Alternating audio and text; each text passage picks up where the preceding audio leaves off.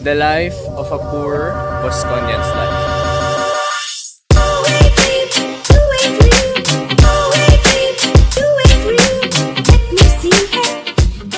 Poor Bosconian, bakit?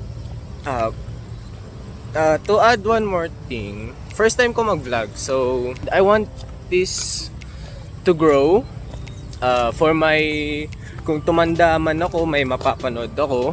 I am currently grade 12 and sana sinumulan ko to nung bata pa, pero nandito na tayo. Di ba mayamang school yun, private school yun? When I say poor, hindi yung sobrang hirap. In my case, sobrang hirap talaga. Pero I'm talking to those with the same experience that I am having. This is day 1 vlog. Gawin natin episode. Sige, episode 1.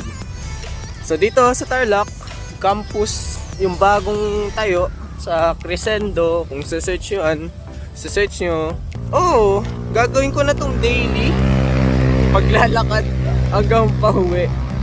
Kasi tipid na rin. Kasi masasabi nating mura lang ang pamasahe, nasa 20 lang kung lalakad ka pa hanggang ano. Kasi kung may service naman, 30 pesos, okay na rin. Pero pwede ko rin kasi dalhin sa ibang bagay yung 30 pesos. I can save up. So rather taking service or taking a ride home, I can walk. Pero most of the time, kasi panay ba English ko? Sorry naglalakad, exercise na rin ganda sa katawan. Gusto nyo, samahan nyo ako. Malayo-layo nga lang. So from Crescendo, banda dun, malayo actually, nag-trek muna or nakisabay. Yun yung mostly ginagawa ko before I start this vlog. Ayan na siya. Tapos ito yung ayan ang lalakarin ko hanggang doon sa dulo. This vlog, itong vlog na to, actually nag-inspire to sa akin. Peta namin itong vlog. Performance task. Project namin tong vlogging na to. And naisip ko, why not make it daily? Para maganda na rin para sa akin. So bakit nga ba poor? Bakit poor kung Bosconian ka? Hindi ka lumipat ng May story dyan very personal siya kasi opinion siya ng father ko. So I'll just make it parang close to that. Magandang Don Bosco, sa totoo lang. Sa mga Bosconian na manonood or papakinggan nito, sa Don Bosco Makati palagi or mostly ang Bosco Olympics dati. Sa naranasan ko, experience. Kung isipin ng iba dyan, lalo na yung taga dito, yung mga Tarlac City locals, sabihin nila, mga iba experience ko naririnig ko. Tapos sabi nila, ay, Don Bosconian, red flag. Ay, Bosconian, wag dyan, babaero, ganun. Mga nagganyan. Pero, yun, like, very rare. Para sa akin, I don't see Bosconian as a red flag or a bad thing. I see it as very good name for you. Lalo na pag nakatapos ka dyan sa Don Bosco na yan. Tapos dadalhin mo sa, for example, kung gusto mo magtrabaho dito, papakita mo, Bosconian ako. Tapos, yun kasi yung kinikwento sa ng father ko. Which is, eto yung sinasabi niya sa akin kung bakit niya gustong magtapos sa Don Bosco. So what else about the title? Kasi nga, wala akong masabi, wala akong maisip na ibang topic na except sa title. Kakagawa ko lang, legit. Nisip ko habang nakaangkasaw dun sa sinabayan ko, ano kayang title? Ano yung lalagay yung title dito? Kasi kailangan ko na rin pasa Kasi eto, hindi ko first time maglakad dito ng pauwi. Yung nilakaran ko siya, mabilis na lakad. Tapos, isang oras. Isang oras at 20 minutes ata. Di ko sure, di ko matandaan. Yun na, mabilis lang. Hindi mabilis. Diretsong lakad, walang hinto. Mabilis na lakad. Sabi ko, kaya siya, men. So, chess. Mahilig kayo sa chess? Ako mahilig ko sa chess. Sa mga nakakakilala sa akin, oo, chess player yan, magaling yan, malakas yan. And sa mga nakakakilala talaga sa akin, kung kilala ko, will know na hirap kami. Okay? So, sa mga pinsan ko dyan, may mga utang pa sa kanila. James, bilang mga pinsan nyo, okay lang yan. Take your time lang. Okay. Whew.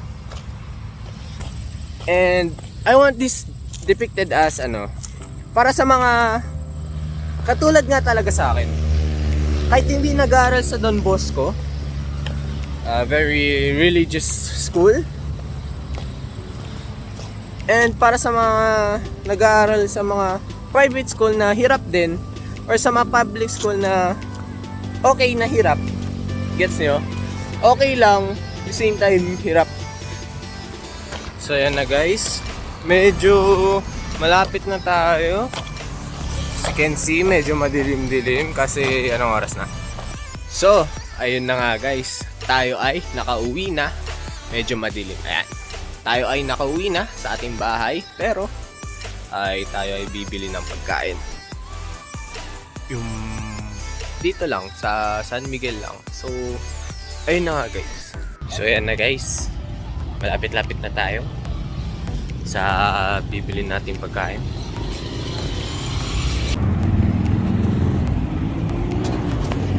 Kailan ba?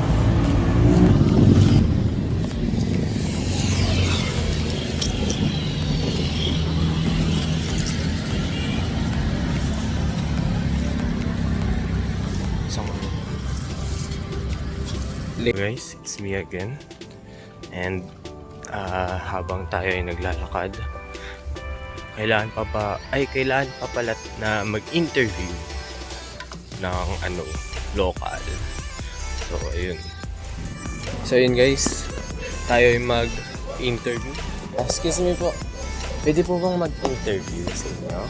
And ako po pala si James Kalakday. And dito po sa San Miguel na to, sa lugar po na ito, ay medyo madilim-dilim. Sa lugar na po ito, kumusta po yung dito, yung kumbaga, yung mga residente dito at yung matagal na po kayo dito sa San Miguel? Matagal na. Pinanganak ako dito. Kumusta naman po yung dito? Kasi ako po, pabuan lang po dito, kakalipat lang po doon. And like, Dito. maganda po. Maganda na. Mabait ng mga tao. Mabait mga tao. So, yun lang po. Thank you, no? Thank you po. Thank you po ulit. So guys, after that interview, nakakayamin. Hindi ko alam ano in-expect ko. Hindi ko alam anong tatanungin ko. Basta inano ko na. Pero totoo yung mga sinabi ko na kakalipat ko lang dito sa San Miguel. And ayun nga, sa sinabi niya na mababait daw tao dito, which yun ang in-expect ko. Kahit na nakatira tayo sa Pilipinas. Guys, nakauwi na tayo. Eto.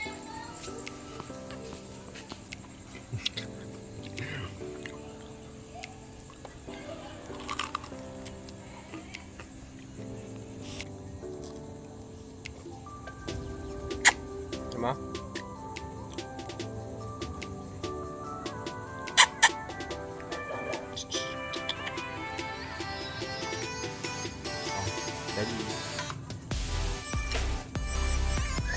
Pinakain ko na yung kaalati sa isang aso. Dahil lupit tayong tao. Ito lang yung alaga ko. Ito lang tagapantay sa akin.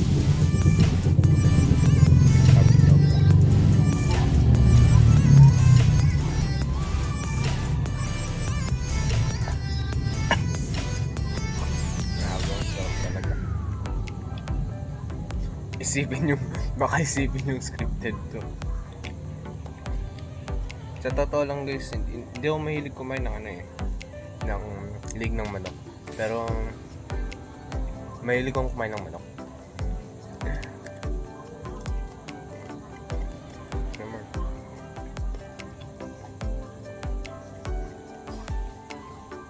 Wala.